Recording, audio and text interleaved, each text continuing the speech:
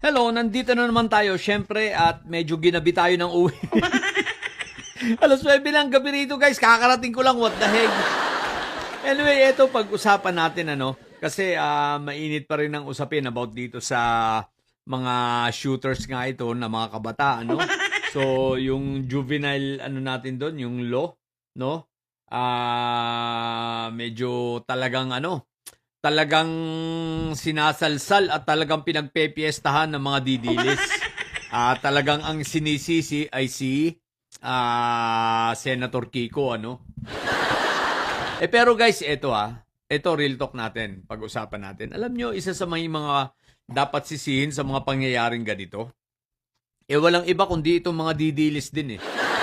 Aside from sa mga magkakapatid na may sayad, sa pamilyang may sayad, dahil sa kagaguhan nila na pagyayabang na pinapakita na parang ginagawa na nilang normal ang pagiging bayolente, normal ang pagpatay, normal ang pananaksak sapagkat mismong sa bunganga nitong dating presidenteng si Raulo, siya daw nung 16 anyos, na siya, nananaksak na siya. Diba? Si Raulo nga diba? So pa niya yun, pinagmamalaki pa. At tuwan-tuwa naman ang mga didilis. At si Inday Sayad naman, nanununtok, di ba? Si Iyutman, nananaksak. Si Barbie, nangaaway pag hindi siya pinachup-chup. Si Barbie Baste. I mean, si Kitty, di ba? O kita mo, namumukpok ng cellphone sa mga pulis. Di ba ganyan ang mga ugali ng pamilyang Dutae? Yan ang ipinapakita sa mga kabataan. So, talagang sila ay dapat sisihin dahil sa hindi pagpapakita ng magandang halimbawa, no? Pero, kailangan sisihin din dapat dito ang mga didilis eh. Tapos sisihin nyo sa gobyerno, hindi, kayo ang dapat sisihin mga didilis na mga hinayupa kayo sa kabubuhan nyo.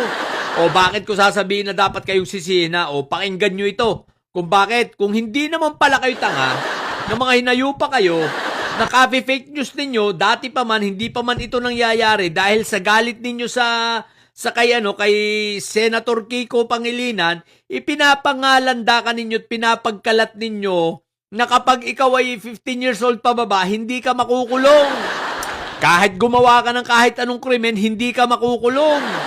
So, ibig sabihin, yan ang itinatanim ninyo sa mga kabataan natin, no? Yung misconception, no? Na mali ang inyong pang-intindi at mali ang inyong ipinapakalat. So, ngayon, yung mga kabataan, kumbaga, nagkakaroon ng lakas ng loob na gumawa ng mga krimen at nagiging utak kriminal na nga. Isipin mo kumbaga nandun na yung pagkakataon, nandun na yung anong tawag dito?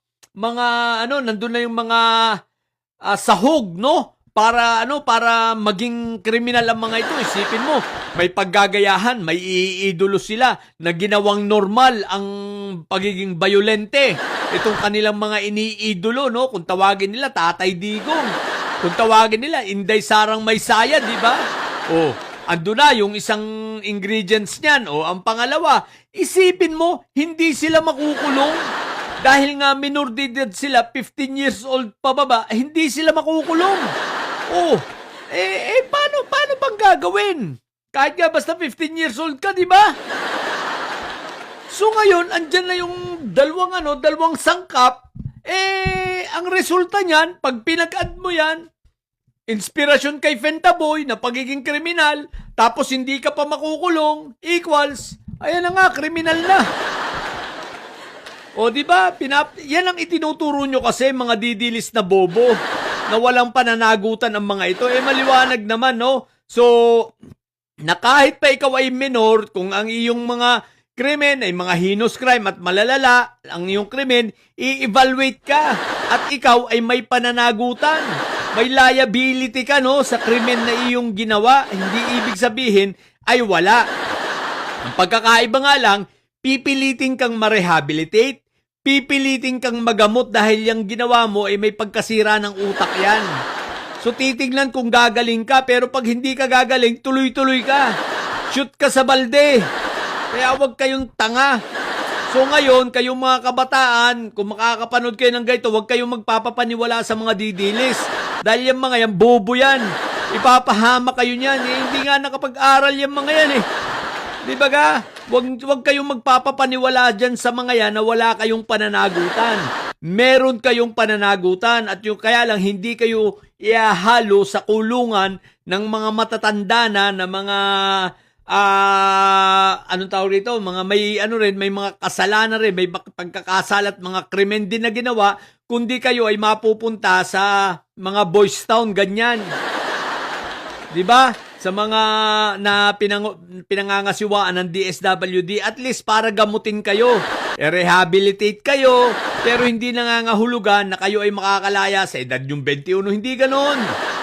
Magdidepende yan sa evaluation sa inyo, sa magiging takbo ng inyong pag-uugali kung kayo ba ay nabago o hindi. At kung hindi, magtutuloy-tuloy kayo. Kaya kayong mga kabataan na nagpaplano, mag-isip-isip kayo ha. Huwag kayong nagpapapaniwala sa mga didilis. Dahil yung mga didilis, pag pinaniwalaan nyo dyan, yan, kawawa kayo. Mga bubo yan eh.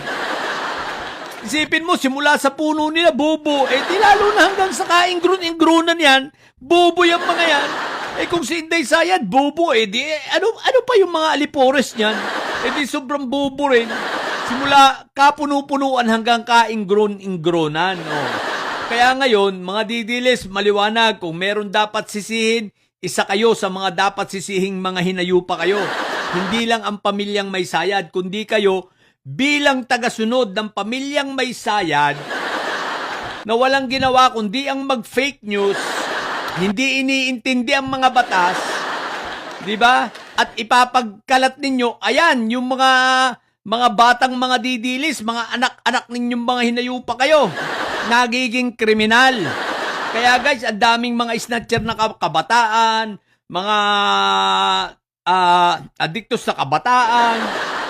Mostly na mga yan, tingnan mo mga didilis. Yan yung pumupunta sa mga rally tagsisigaw ng Duterte. Di ba? Yan yung mga yan, tingnan mo. Pansinin mo, kaya wag kang magtataka ha, isang araw yung batang nagsasabi na yun, sana mamatay na daw ang lahat sa lindol. Kita mo, mahuhuli sa drugs yan. Yung nagsasasayaw doon, obvious naman, addictus. Obvious naman yung nagli-leader ng Zumba nung nakaraang rally sa Senado, di ba? Very obvious sa mga itsura at mga galaw. Mga didilis talaga, no? Kaya kayo mga didilis na mga hinayupa kayo, tandaan ninyo, isa kayo sa dapat sisihin dahil sa kabubuhan ninyo, dahil sa copy fake news ninyo, yung mga didilis na mga bata sa inyo, ayan ang ginawa. Namaril. Nagpapaniwala sa inyo na hindi raw sila makukulong. O di ba? Tapos yung tiyahin na didilis din, kinukonsinti pa. Pinapahawak ng baril. Di ba ga? Ganyan kayo kakasira ulo. Wala kayo sa katinuan, wala na kayo sa normal. Simula nung kayo maging didilis, wala na kayo sa wastong pag-iisip, mga hinayupa kayo. No, sana nga lang ang mga mabiktima, mga didilis din eh. Kawawa naman yung mga inosenteng kabataang mga nabiktima. Tapos si Inday Sayad nyo bilib ako, ang tibay ng mukha Pumunta pa dun sa mga patay Sipin mo yun? Kung gaano katibay ang mukha ni Inday Sayad, pumunta pa talaga doon sa mga lamay.